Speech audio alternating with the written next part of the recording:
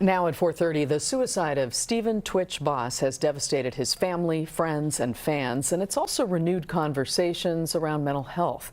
It's often difficult to understand what leads someone to take their own life, but there is help to prevent others from doing the same. Yeah, this week we've been providing our viewers with the suicide prevention hotline number 988. NBC4's Jonathan Gonzalez joins us now with a closer look at what happens when that number is actually dialed. Jonathan. Yeah, Michael, Carolyn, here at NBC4 over the last few days, we've been showing you this very graphic, this 988 graphic, letting you know about this really great resource that you can dial or text to be connected with a mental health crisis counselor. However, we rarely explain the process of what happens once you call. So we spoke with the organization that runs the 988 hotline here in Southern California to find out exactly what happens when you connect with a counselor.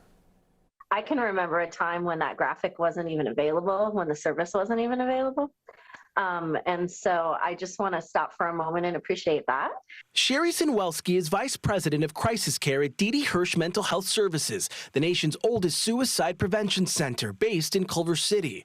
Well, they've been doing this work for decades. The use of 988 as a national mental health crisis number was only established this past July.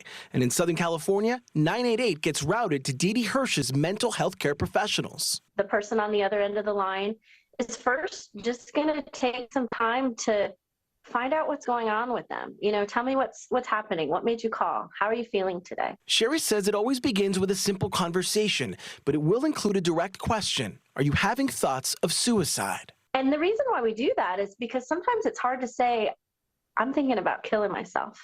And so we want to ask that directly so that to make it easier for people to talk about it if that's what's on their mind. Shari admits the mere notion of being asked about suicidal thoughts can be enough to prevent someone from calling 988 for help. So if someone says they are suicidal, counselors work with the person to determine how imminent the danger is and find ways to keep them safe. How do you think that we can work together to make this a safer situation? You know, is there somebody we can call? Can we call your mom to come over? Can we have a mobile crisis response team with a counselor come to your house? Do you have a therapist? For anyone looking to help someone else using 988, Shari says validating their feelings is a good first step, and sharing your own struggles may also help someone else open up. If you've found a way to feel better yourself, you know, that encourages other people to say, oh, wait a minute, maybe I could do something like that.